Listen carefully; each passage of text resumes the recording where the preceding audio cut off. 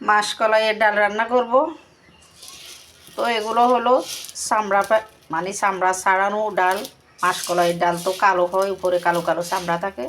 তো এগুলো আর খোসা সরিয়ে ফেলছে বা চামড়া সরিয়ে ফেলছে। এখন ভেজে দিব। মাসকলাইয়ের ডাল রান্নার আগে ভেজে নিতে হয়।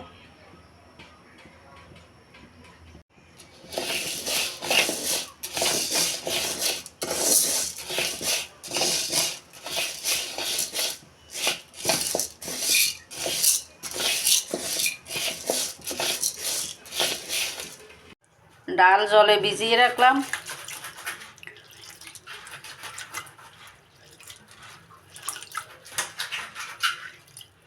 আগের দিন, এখন রাতের বেলা ভিজিয়ে রাখলাম, কালকে সকালে বেটে নিব, নইলে ব্লেন্ডার করে নিব।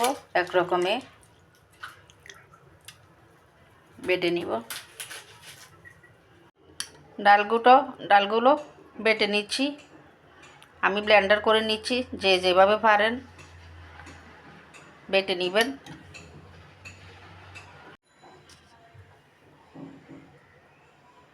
তো আজকে মাসকলাইয়ের ডাল মূলা দিয়ে রান্না করব। মূলা কেটে নিলাম।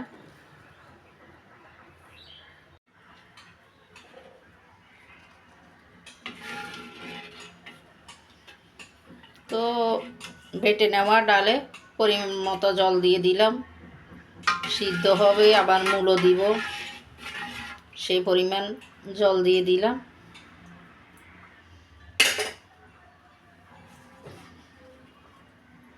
দিয়ে দিচ্ছি ধুয়ে রাখা মূলোগুলো।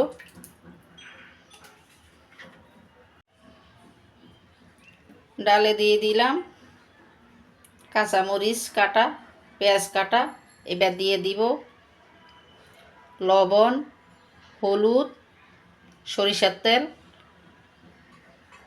মাসকলাইয়ের ডাল সরিষার তেলে আমি রান্না করি। সরিষার তেলে রান্না করলে অনেক স্বাদের হয়। লবণ হলুদ দিয়ে দিলাম, ভালো মতো মিশিয়ে নিচ্ছি।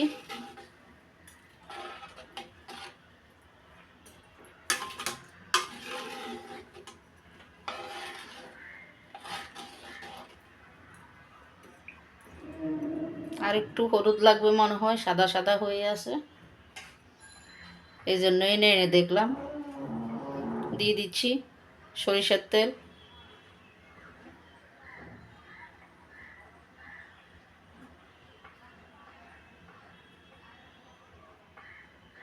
তো ডাল চুলায় বসিয়ে দিলাম, সিদ্ধ করে নিব। ধনে পাতা দিয়ে নামিয়ে নিব।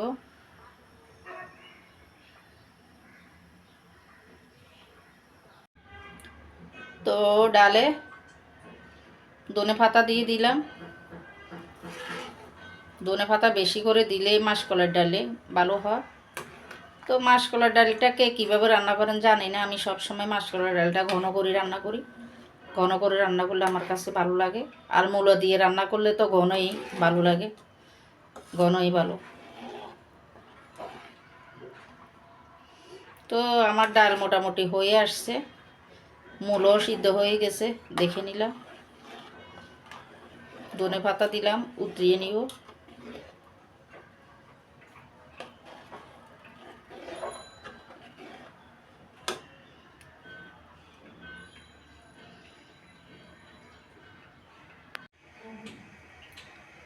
হয়ে গেল আমার মাসকলাইয়ের ডাল দিয়ে মূলা রান্না।